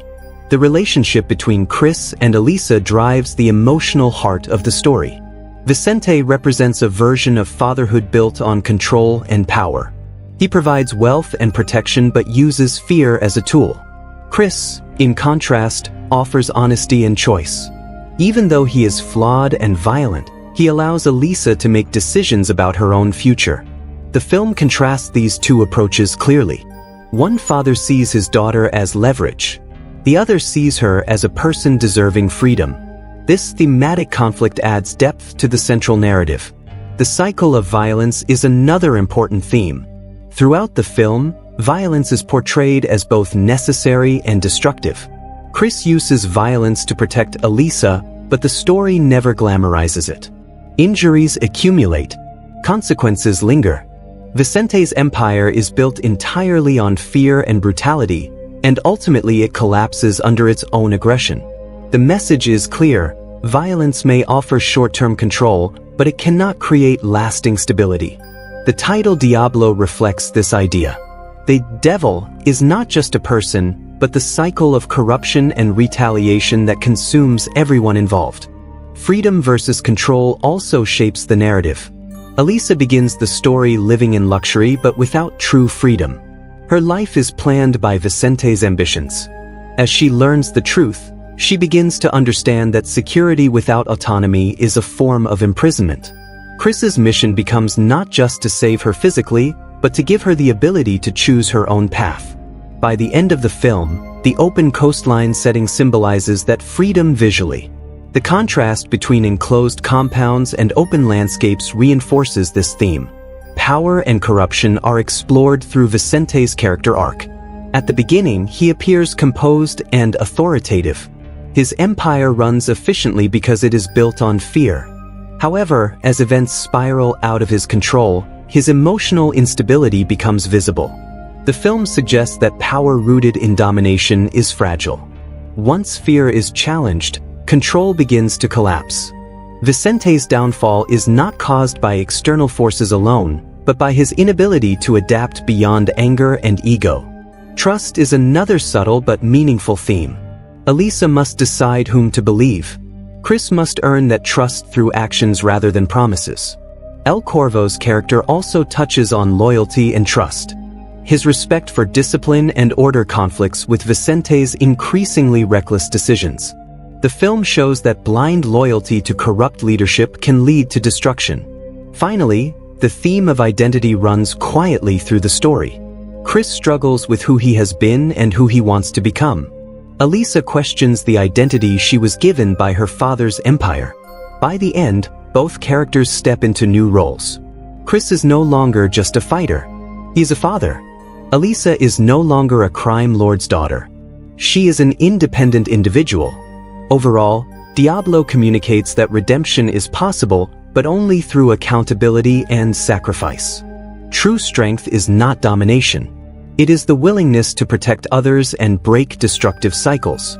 These core messages elevate the film beyond action spectacle and give it lasting emotional resonance.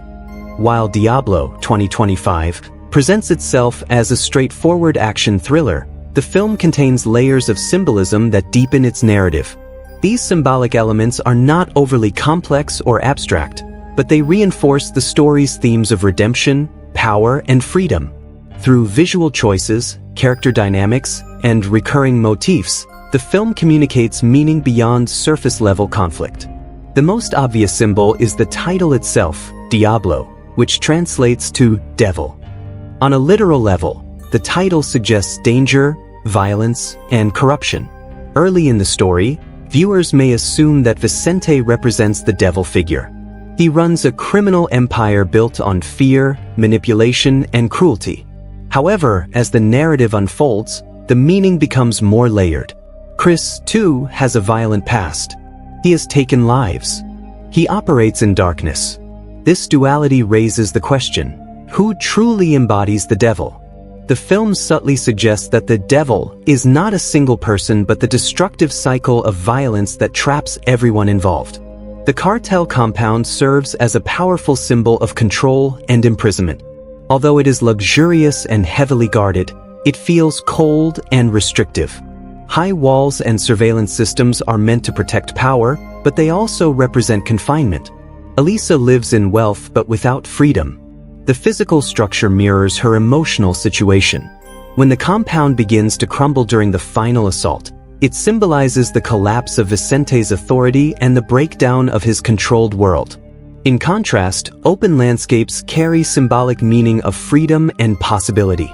The rural hideouts, though imperfect and temporary, represent space outside the grip of organized crime. The final coastline scene is especially symbolic. After prolonged confinement in tight spaces and dark interiors, the open horizon reflects a new beginning. The ocean and sunrise suggest renewal and the breaking of a cycle. This visual shift reinforces the emotional resolution without relying on heavy dialogue. Mirrors and reflections appear subtly throughout the film, particularly during moments of self-realization. Kris often appears framed alone, isolated in shadows.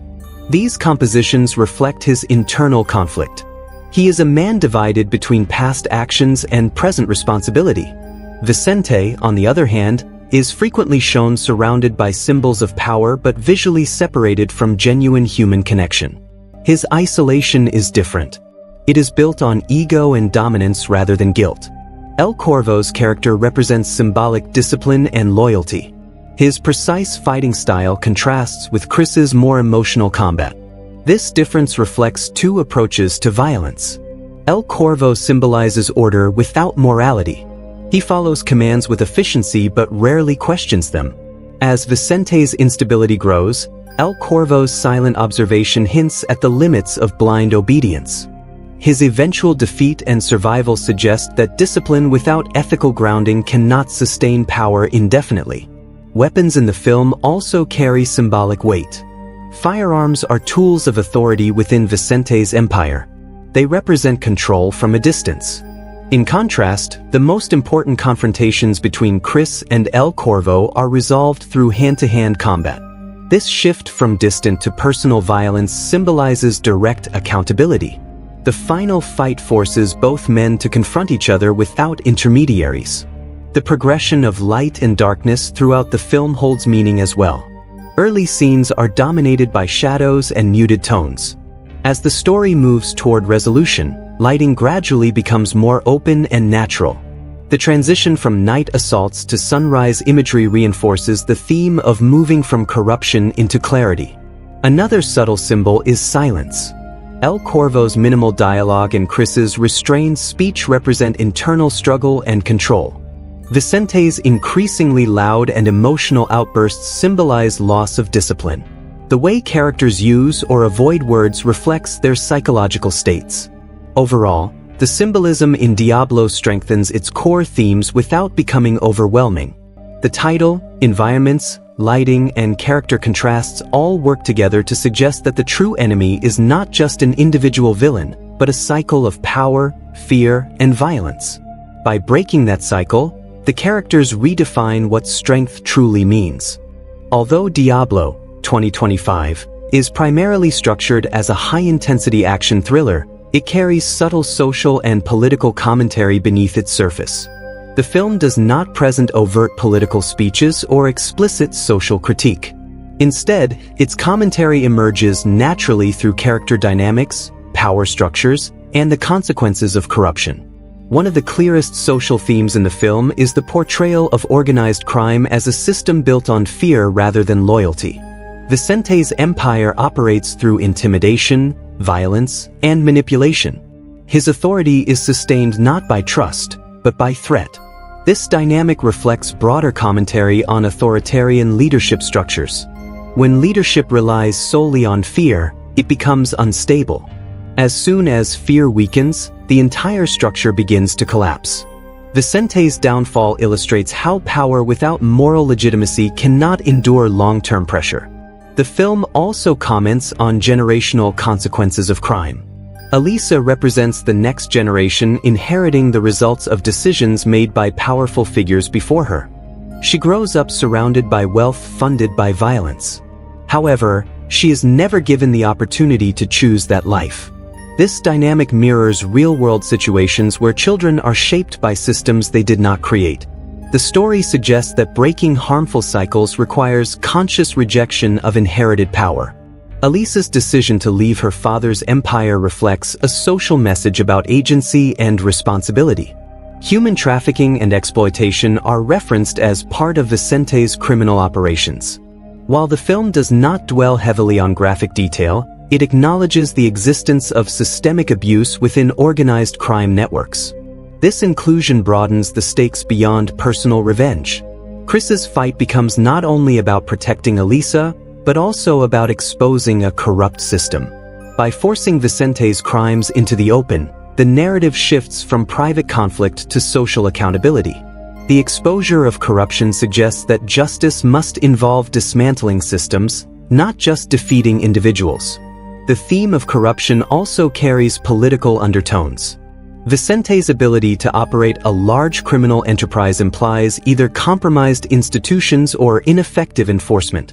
While law enforcement appears at the end of the film, it arrives only after internal collapse has begun. This timing subtly suggests that institutions often respond after damage has already occurred. The film does not directly criticize political systems, but it hints at the challenges of combating organized crime when corruption is deeply rooted. Masculinity is another subtle area of commentary. The film contrasts different forms of male power. Vicente represents dominance through control and aggression. His version of masculinity values authority, fear, and ownership. Kris, although violent, evolves into a figure defined by responsibility and protection rather than control. El Corvo embodies disciplined strength but lacks moral direction until confronted with Vicente's instability. Through these contrasts, the film suggests that strength without ethical grounding leads to destruction. Culturally, the film presents a transnational crime environment. The cartel network operates across borders, emphasizing the global nature of organized crime. This portrayal reflects contemporary realities where criminal enterprises extend beyond single regions. The narrative does not reduce the setting to stereotypes but instead focuses on individual choices within a broader system. The role of choice is central to the commentary. Elisa's transformation emphasizes personal agency. Despite being raised within corruption, she is not destined to continue it. The film suggests that environment influences individuals, but it does not fully define them. Breaking away from destructive systems requires courage and clarity. Finally, the film touches on justice versus revenge. Kris initially appears motivated by personal anger. However, his decision to expose Vicente rather than simply kill him reflects a shift towards systemic accountability. This distinction reinforces the idea that justice involves transparency and consequence beyond personal satisfaction. Overall, Diablo delivers understated social and political commentary through its portrayal of power, corruption, generational impact, and responsibility. While it remains primarily an action thriller, its narrative suggests that true strength lies not in domination, but in the willingness to confront and dismantle destructive systems. Diablo, 2025, delivers several powerful scenes that stand out not just because of action intensity, but because of emotional weight and narrative turning points. These moments define the film's identity and leave lasting impressions on the audience. Each impactful scene either shifts the direction of the story or deepens the connection to the characters. The first major memorable moment is the kidnapping of Elisa. This scene is not chaotic or careless. It is tense and controlled. Kris moves with purpose, not panic. The shock on Elisa's face and the urgency in Kris's actions immediately establish high stakes. What makes this scene impactful is the uncertainty. The audience is not fully sure whether Kris is a hero or a threat. This ambiguity pulls viewers into the story and forces them to question motivations. The warehouse fight sequence is another standout moment. It is the first time we see Kris fully unleashed against multiple attackers. The choreography is raw and physical. Every strike feels heavy, and the confined environment increases intensity. Elisa watches from a distance, realizing that the man who kidnapped her is risking his life to protect her. This scene changes her perception and marks the beginning of emotional transformation. The combination of brutal action and character shift makes it memorable. The roadside motel ambush serves as the film's structural midpoint and is one of its most intense scenes. The tension builds slowly as cartel members surround the building. When the fight begins, the narrow hallways and tight rooms create claustrophobia. The introduction of El Corvo into this confrontation elevates the sequence even further. The first face-to-face exchange between Kris and El Corvo is electric. There is minimal dialogue, but the eye contact alone communicates rivalry and respect. Their first fight ends without a clear victor, leaving a strong impression of balanced power. A quieter but deeply impactful moment occurs in the farmhouse when Kris tells Elisa the truth about her mother. There are no explosions or weapons in this scene. Instead, it relies entirely on performance and dialogue. Elisa's emotional reaction shifts from disbelief to heartbreak. This is the moment when the story stops being about escape and becomes about choice. The emotional honesty in this scene anchors the film's central theme of redemption. Vicente's public display of anger, when he begins executing his own men for failure, is another memorable turning point. It reveals his instability and foreshadows his downfall. Up until this point, he appeared composed and strategic. This scene shows cracks in his authority. The shift in tone from controlled power to desperate rage signals that his empire is weakening. The final assault on Vicente's compound contains multiple impactful sequences. Kris's silent infiltration through the outer perimeter builds suspense. The sudden eruption of gunfire transforms tension into chaos. The environment becomes a battlefield, and the destruction of Vicente's stronghold symbolizes the collapse of his power. The climactic fight between Kris and El Corvo stands as the film's most physically impressive moment. The choreography is extended, intense, and emotionally charged. Both men are exhausted, injured, and determined. The absence of heavy music during key moments allows the sounds of impact and breathing to dominate. When Kris finally defeats El Corvo but chooses not to kill him, the decision carries significant thematic weight. That choice separates revenge from justice. The final confrontation between Kris and Vicente is impactful for different reasons. It is less about skill and more about ideology. Vicente's desperation contrasts sharply with Kris's controlled determination. When Vicente falls, it feels less like victory and more like the end of a corrupted system. The closing coastline scene is quietly powerful. After so much darkness and confinement, the open horizon feels symbolic and emotional. The calm atmosphere contrasts sharply with earlier violence. It offers relief without celebration. Together, these scenes define Diablo as more than just an action film. They combine physical intensity with emotional consequence, leaving viewers with moments that resonate beyond the fight choreography. Diablo 2025 fits firmly within the modern action thriller landscape, yet it also draws clear inspiration from earlier genre films that emphasize grounded combat and personal stakes. When comparing it to similar movies, it becomes easier to understand both its strengths and its stylistic identity. One of the most immediate comparisons is to the John Wick series. Both films focus on a highly skilled fighter navigating a violent underworld. However, while John Wick leans into stylized world-building and almost mythic assassin culture, Diablo remains more grounded. The action in Diablo feels less choreographed for spectacle and more driven by survival. There is no elaborate secret society structure or ritualistic rules governing the underworld. Instead, the criminal network in Diablo feels closer to real-world organized crime. This distinction gives Diablo a more raw and personal tone. Another comparison can be made to Taken 2008. Both films center on a father figure willing to use violence to protect his child. In Taken, Liam Neeson's character uses tactical intelligence and relentless determination to rescue his daughter. Similarly, Kris Chaney fights through an organized crime network to protect Elisa. However, Diablo differs in its emotional layering. Kris is not simply rescuing a victim. He is attempting to repair a broken connection and confront past guilt. This added emotional complexity separates it from more straightforward rescue narratives. The film also shares similarities with Scott Adkins' previous action projects, particularly Undisputed and Avengement.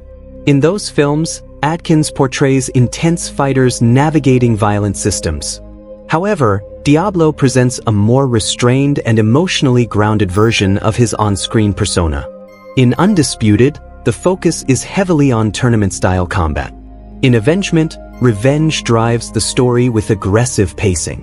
In Diablo, while action remains central, the father-daughter dynamic introduces a softer emotional core. This evolution in Adkins' roles demonstrates growth in character complexity. Marko Zaror's presence invites comparison to films like Redeemer, where he also portrays a disciplined and physically dominant fighter. In Diablo, his role as El Corvo is more controlled and less explosive. Rather than being the central protagonist, he functions as a disciplined enforcer. His combat style in this film feels precise and methodical, contrasting with the more emotionally driven approach of Kris.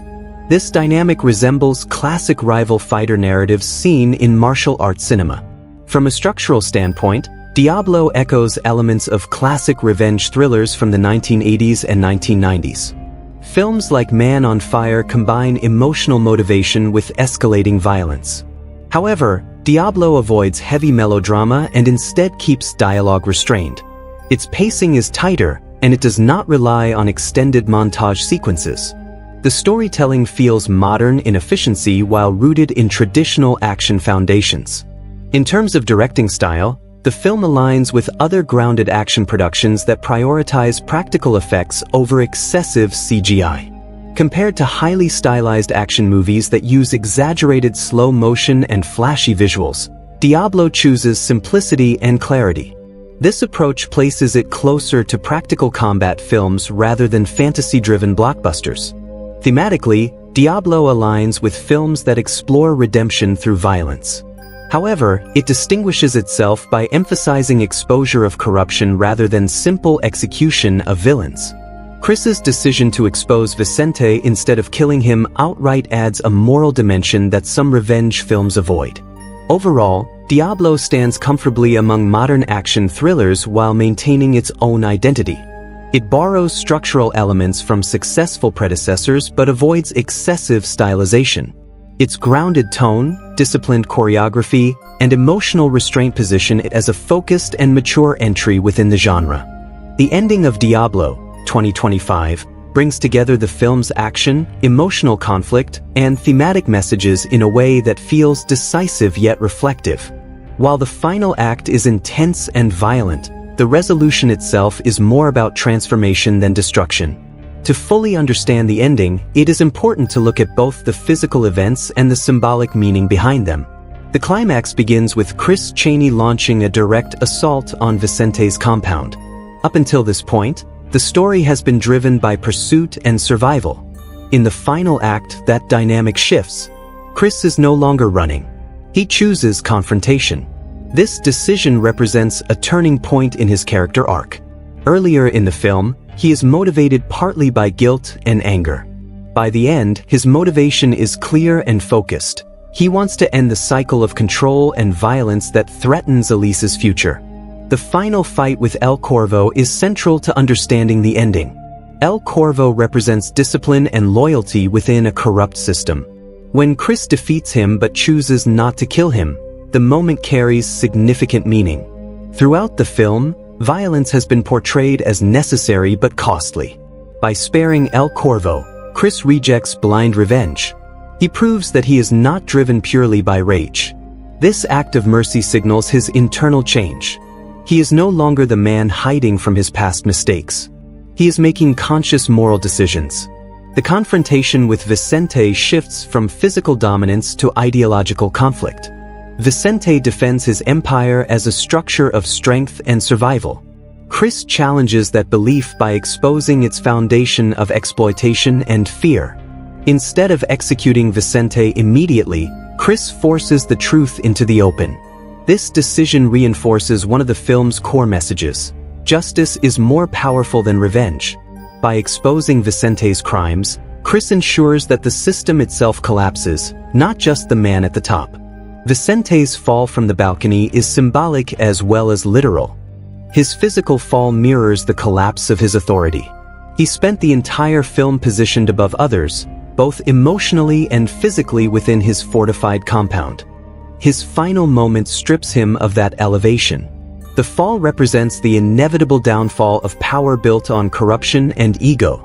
After the chaos ends, law enforcement arrives, suggesting that institutional justice can finally take effect. While the film does not portray authorities as flawless or heroic, their arrival signifies that exposure has consequences. Vicente's empire cannot continue operating in darkness once the truth is revealed. The final coastline scene offers emotional closure. Kris and Elisa standing by the ocean contrasts sharply with earlier scenes set within enclosed spaces. The open horizon symbolizes possibility and freedom. The sunrise suggests renewal. This imagery reinforces the theme of breaking cycles. Elisa is no longer trapped in her father's criminal world. Kris is no longer hiding from responsibility. Both characters have stepped into new identities. From a broader interpretation, the ending suggests that redemption is earned through action and accountability. Kris does not erase his violent past, but he chooses a different path moving forward. His decision to prioritize exposure over execution separates him from Vicente. It demonstrates growth and self-awareness. The title Diablo takes on final meaning here. The devil was never just a single villain. It was the system of fear and violence controlling everyone involved. By dismantling that system and refusing to continue its logic, Kris symbolically defeats the devil within and around him.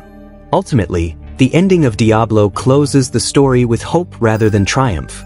It is not about celebrating destruction. It is about choosing freedom, responsibility, and a future free from inherited corruption. When discussing Diablo 2025, from an industry perspective, it is important to understand that the film operates within the mid-range action market rather than as a massive studio blockbuster. Unlike franchise-driven superhero films with enormous marketing budgets, Diablo was positioned as a performance-focused action thriller aimed primarily at dedicated genre audiences. This positioning directly influenced its production scale, distribution strategy, and financial performance. The estimated production budget for Diablo falls within the moderate action category. While exact numbers were not publicly emphasized in marketing campaigns, the film clearly reflects careful resource allocation. The focus was placed on practical stunt choreography, location-based shooting, and performance-driven scenes rather than expensive digital spectacle. This budget strategy allowed the filmmakers to prioritize quality fight sequences and grounded production design without overspending on large-scale visual effects. Because the film does not rely heavily on CGI or massive set-piece destruction, production costs remained controlled. Practical fight choreography, though demanding in rehearsal time and stunt coordination, is often more cost-effective than fully digital action environments. Additionally, the contained nature of the story, which centers around a limited number of primary locations such as the cartel compound, rural hideouts, and urban environments, reduced logistical expenses compared to global action blockbusters. In terms of box office performance, Diablo followed a distribution model common for modern action thrillers starring established martial arts performers. Rather than relying exclusively on theatrical release, the film benefited from a combination of limited theatrical screenings and strong digital distribution. Video-on-demand platforms and streaming services played a significant role in reaching international audiences. This hybrid release strategy reflects current industry trends, where mid-budget action films often perform better through digital access than wide theatrical campaigns. Financially, the film performed solidly within its target market. While it did not break blockbuster records, it achieved profitability through controlled production costs and strong digital sales. Scott Adkins has built a loyal global fan base, particularly among action and martial arts enthusiasts. That audience base provided reliable viewership across multiple regions. International markets, especially those with strong interest in combat-driven cinema, contributed significantly to revenue. Critical reception was mixed to positive, depending on the reviewing platform. Critics who prioritize narrative innovation sometimes describe the story as familiar within the revenge thriller genre. However, many reviews praised the disciplined fight choreography and grounded tone. The performances of Scott Adkins and Marko Zaror were frequently highlighted as strengths. Reviewers noted that the film delivered exactly what it promised: intense physical action supported by emotional stakes. Audience reception was generally stronger than critical response. Action fans appreciated the clarity of choreography and the commitment to practical stunt work. Online ratings reflected satisfaction among viewers seeking a focused and serious action experience. Word of mouth within genre communities helped sustain digital engagement after initial release. From an industry standpoint, Diablo reinforces the viability of mid-budget action films in the streaming era. It demonstrates that a well-executed, performance-driven thriller can succeed without relying on franchise branding or excessive visual spectacle. By maintaining budget discipline and targeting a specific audience demographic, the film achieved financial stability. Awards recognition was limited, as the film was not positioned as a prestige project. However, it gained respect within action cinema circles for choreography and stunt execution. Industry observers often highlight such films for maintaining traditional martial arts action values in a digital-heavy landscape. Overall, Diablo represents a commercially disciplined project that aligned its budget, distribution strategy, and audience expectations effectively. While not a global box office phenomenon, it succeeded within its market segment, proving that focused action storytelling continues to have strong audience demand. Diablo 2025 offers strong rewatch value, particularly for audiences who appreciate grounded action choreography and character-driven conflict. While the overall plot follows a familiar revenge thriller structure, the execution, performances, and thematic depth make it a film that rewards multiple viewings. Each rewatch allows viewers to notice details in choreography, character behavior, and symbolic framing that may not be fully absorbed during the first experience. One of the primary reasons for its rewatch appeal is the fight choreography. The combat sequences between Kris Chaney and various cartel members, especially the confrontations with El Corvo, are carefully constructed. On a first watch, the audience may focus on intensity and outcome. On a second viewing, attention shifts to technique, movement efficiency, and tactical decisions within each exchange. The clarity of the cinematography and editing makes these details easier to appreciate.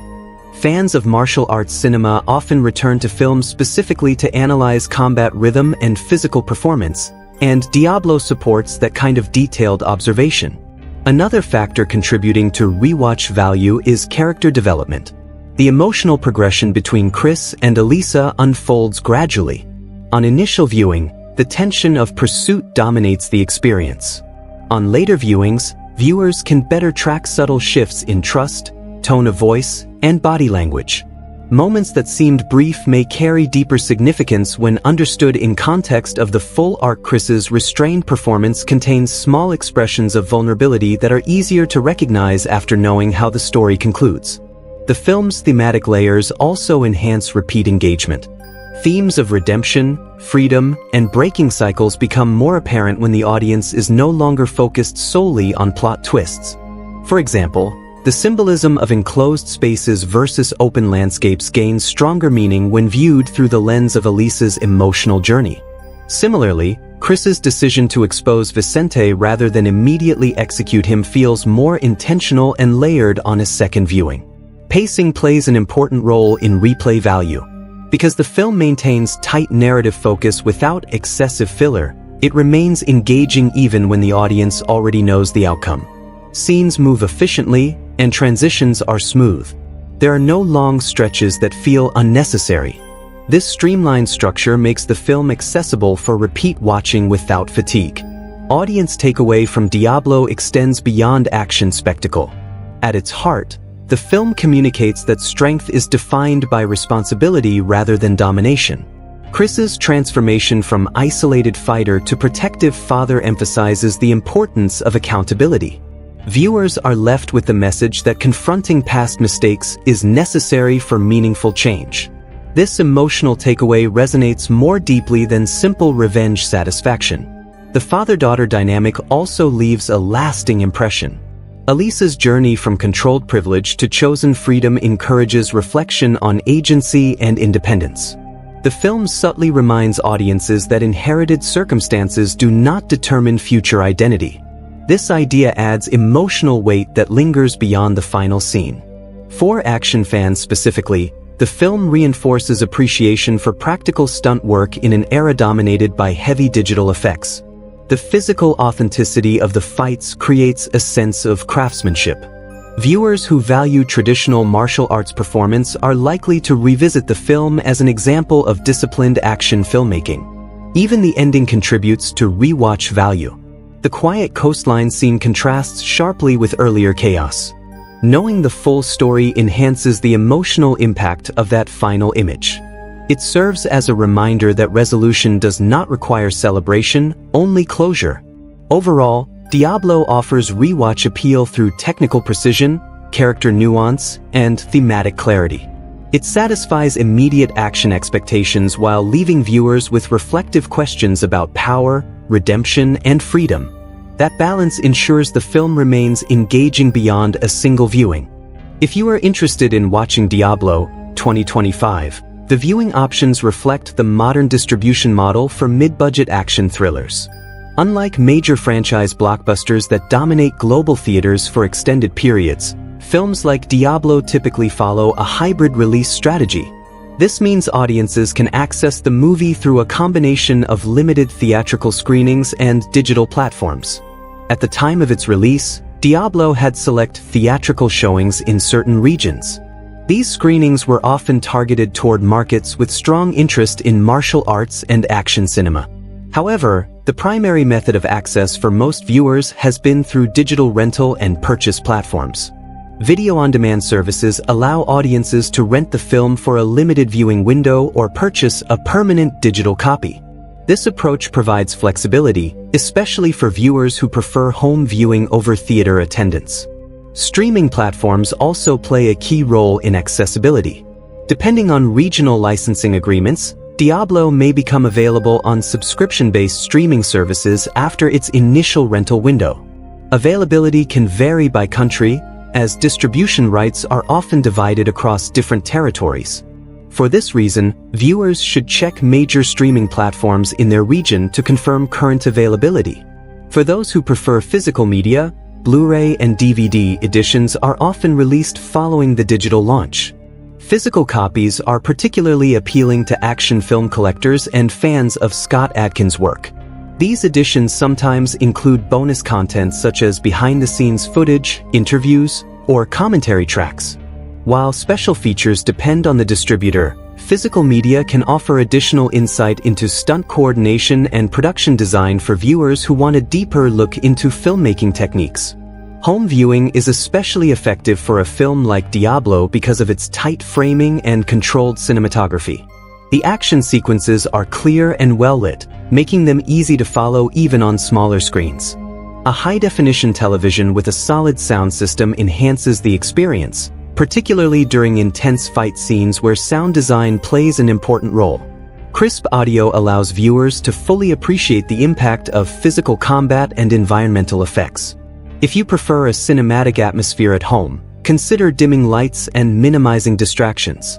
Because the film relies on tension and gradual escalation, a focused viewing environment increases immersion. Surround sound systems or quality headphones can enhance engagement, especially during quieter suspense sequences and final confrontations. For viewers watching with others, Diablo works well as a shared action experience. The film's straightforward narrative and consistent tone make it easy to follow without complex mythology. However, due to realistic violence and mature themes, it is best suited for adult audiences or viewers comfortable with intense action content. Before selecting a platform, it is always recommended to verify regional availability and pricing. Digital rental options typically provide 48-hour access once playback begins, while purchases allow unlimited streaming access within the platform's ecosystem. Subscription availability may rotate over time as licensing agreements change. Ultimately, Diablo is designed for viewers who appreciate grounded, performance-driven action cinema.